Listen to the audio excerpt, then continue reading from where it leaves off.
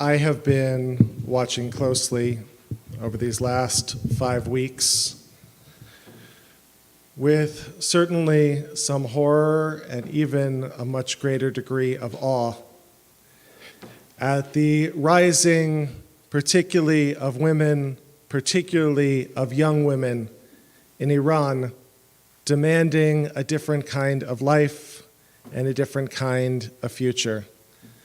For those who have not been following quite as closely, the current uprising broke out after a 22-year-old girl, Mahsa Amini, who was visiting Tehran, 22-year-old woman, pardon me, was visiting Tehran together with her family.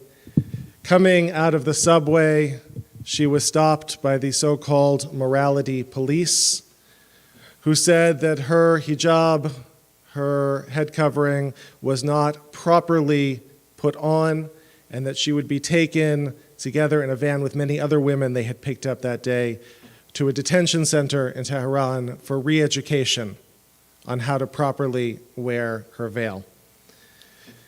She was placed into the van after the strenuous objections of her brother and her family, and they never saw her alive again.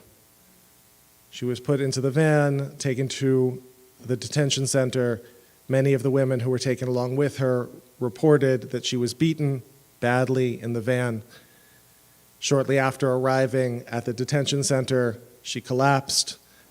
She was in a coma for 24 hours before passing away from a massive cerebral hemorrhage. While the government story is that a perfectly healthy 22-year-old woman just happened to stroke out during the hours that she was in custody, there are very few people who believe that story.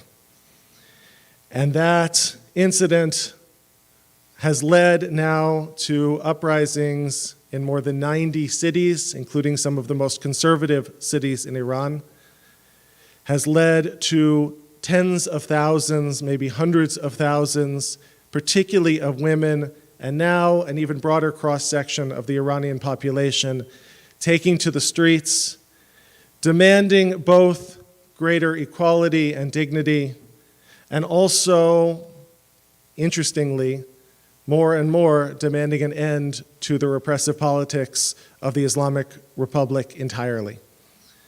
Many observers are saying that while there have been a number of uprisings over the years, this one appears to be different.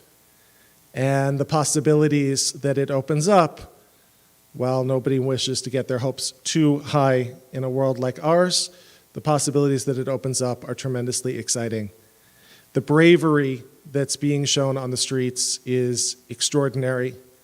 The average age of a woman being arrested in these protests is 15 years old. This is being driven in significant part by teenagers. And I do very much believe that it is our responsibility, all of us who care about freedom around the world, to be uplifting their struggle, to be speaking about it, to be saying their names, to be remembering those who have died, and to be sending at very least our spiritual energy and prayers for their continued courage in the face of a truly brutal regime. And so I wanted to offer some learning this morning on the first Torah portion of the year in honor of those women putting themselves on the line, looking at the way in which religion has been used and misused to justify the world's oldest hatred, which is misogyny, the way in which, drawing from our texts, men have used these texts as a hammer, sometimes quite literally, to beat women, and offering that that's not the only possibility that these texts can offer. In fact, that is a broken reading of these texts. And so in their honor, I want to take a look at some of the texts that we read together this morning.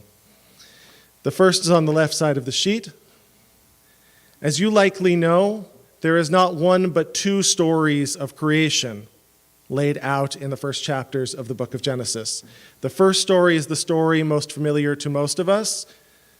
God said, "Let there be light," and there was light, and it was good. And progressing through 6 days, all of the world was created in an orderly fashion until on the late afternoon of the sixth day, God creates humanity, and then on the seventh day, God rests, and so too do we. What some people don't know is that as soon as that story concludes, a second story begins.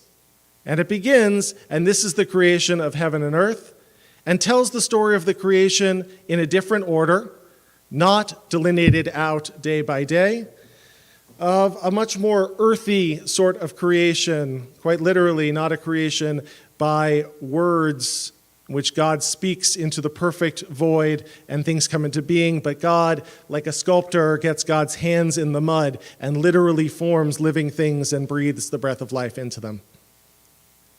Most people know the first creation story better, except for one part of it. Most people who think they know the creation story in the Bible know that the world was created in 7 days, and when God created the first man, he was all alone, and he needed to be put to sleep and a rib taken out of him and made into a woman. Except that's from the second creation story. In the first creation story, man and women are created in the exact same moment, with the exact same dignity, and given the exact same blessing that they are made in the image of and likeness of God, and therefore they have the sacred responsibility to care for the world, the sacred responsibility together to be its stewards. How interesting that in our collective consciousness we have passed on that first story with the addendum of the second story just for that part. How convenient. Because the way that that second story is typically read and has typically been read for centuries is to understand women's proper role as the helpmate to man, the derivative of man, Isha, woman, because from Ish she was taken. Now, that's not the only way to read that story. There are interesting possibilities in the language of Ezer Kenegdo, of a fitting helper, that may mean something more like an opposite partner, a balance. There are, of course, people who will say, God did a rough draft on men, and then when God came time to finalize, God truly created the highlight and jewel of creation. Those are lovely interpretations of the second chapter of Genesis. We have to acknowledge that those are non-normative interpretations over the course of history. For most people over the course of history, they have read the second chapter of Genesis as an explanation of the nature of the patriarchy. They have read the second chapter to explain that women's proper place is as the helper to man, that women are created in service of, rather than standing on their own 2 feet. And so our culture has, over the many centuries, privileged that narrative, because that narrative has been quite convenient to men who have liked to see a whole world in which 50% exist to serve our needs. That's not the only place in the creation story in which 2 narrative possibilities are offered, and a latter one that includes an element of domination and subjugation is selected. This is the most obvious one, but there's another one which is much more easy to miss, and that's where I want to focus us. It's on the right side of your page. Let there be lights in the expanse of the sky to separate day and night, and they shall serve as signs for the set times, the days and the years, and they shall serve as lights in the expanse of the sky to shine upon the earth. We read that this morning. And it was so. And God made Shnei HaMeorot HaGadolim. God made the 2 great lights, Et HaMeor HaGadol LeMemshelet Hayom, the great light to rule the day, Ve'et Meor HaKatan LeMemshelet Halayla, and the lesser light to rule the night. This isn't 2 stories separated by 2 chapters. This is 2 ideas within the same sentence. You caught it, right? The original vision is Shnei Me'orot Hagadolim, two great lights. And within a breath, not even a breath, we have Me'or Hagadol, the great light, and Me'or Hakatan, the lesser, the small light. Within one sentence, we go from a vision of a primal equality, of two lights that balance one another with equal shining, with equal dignity, with equal strength, to rule over the days and nights, the seasons and the years, to a story in which one is privileged over the other, where one dominates and the other is subservient. And of course, in the imagery used over and over in so many cultures, sun is typically gendered masculine, and moon is almost always gendered feminine. This discrepancy is picked up by the rabbis of the Talmud, who say there is a contradiction here in this text. How is it that it could be two great lights at the outset and then a greater and a lesser? And they say that God created the two great lights, and the angel said, is it really possible to have two rulers sharing the same crown? Is it really possible to have co-leadership, to have equal responsibility? We don't see that in the world. And so God goes and diminishes the moon and makes it lesser, and the moon steps up, and the moon says, you did me wrong, God. And God says, well, you'll get to rule at night. And the moon says, when everyone else is sleeping? And God says, well, you will get to set the months, and we do set our months by the moon. And the moon says, but truly, the calendar that people know and people follows the stronger and brighter sun. And God says, oi, I did wrong in this Talmudic passage. God says, I diminished the moon. I listened to my angels when I shouldn't have listened. I listened to the voice that said that someone needs to dominate and someone needs to serve. That true partnership and true equality is not possible in this world. God says in this really radical Talmudic passage, I failed in this moment. And it draws then a connection to a verse in Leviticus in which there is instruction about the sacrifice to be brought at the new moon. And it says, bring a sacrifice of atonement at the new moon. And the passage says, who are we atoning for? We're atoning for God. We're atoning for God who diminished the moon.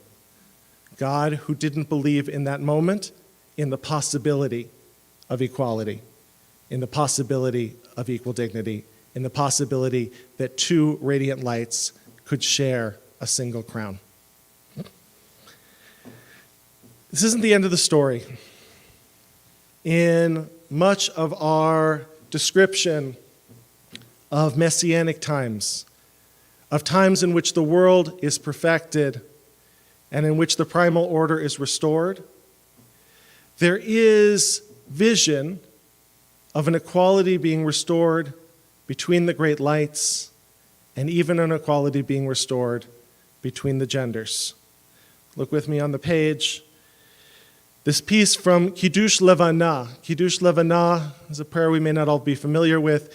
It is a set of blessings to be said on the new moon or shortly thereafter, a ritual of sanctifying the cycle of the moon. And if you've never done Kiddush Levanah, it's an interesting and kind of fun ritual. You stand out under the moon and you're supposed to reach up toward the moon and actually jump a little bit as though you're trying to catch it. The text for Kiddush Levanah comes from the medieval Kabbalists. And this is how it begins. Yehi ratzon milfanecha, Adonai Eloheinu v'Elohei. May it be your will, and my God and God of my ancestors, to fill in the darkness of the moon, that she may not be diminished at all. And let the light of the moon be as the light of the sun, and as the light of the 7 days of creation, just as she was before she was diminished, as it says, the two great lights. This is this ritual that we are meant to do once a month, in which we look up at the moon and say, may it be that primal inequality is someday overcome, and that the vision of two great lights be restored. That's not really a prayer that the night should be lit up like the day. That's really a prayer for the possibility of a different kind of world, of a different kind of set of power relationships, of a different kind of reconciliation that could still yet be possible. And I call your attention to one more verse from the prophet Hosea. Looking forward to the Messianic era, he says, V'haya b'yom hahu ne'um Hashem, tikri ishi, v'lo tikri li od ba'ali. On that day, you shall no longer call me my master, but my man. You know, in Hebrew, wife is ishti, my woman. Husband is ba'ali, my master. That's encoded right there in the Hebrew. Now, I mentioned that to somebody yesterday as I was preparing this, and they said, ugh, that's rough. And I said, you know, husbanding is something that we do for animals, right? Husbandry is about caring for a creature that can't care for itself. So we have the same thing in English. How fascinating this image of a messianic future in which the word ba'ali, my master, falls away and is replaced by ishi, my man, just the same as he might say of her, my woman. It's a vision of domination being let go of. It's a vision of equality being restored. It's a vision of two great lights able to share a crown, because actually two great lights light up the world so much more than one ever could. I offer this learning in uplift to women who are standing up, who are putting their lives, their bodies, their futures on the line for a vision of a world, please God, where their light can fully shine. I ask us to be adding our prayers to strengthen that radiance, to be speaking about them, to be holding up their stories, and together to try to move step by step back to the vision of what ought to be, of two great lights, of men and women standing together in equal dignity and full blessing. Shabbat Shalom.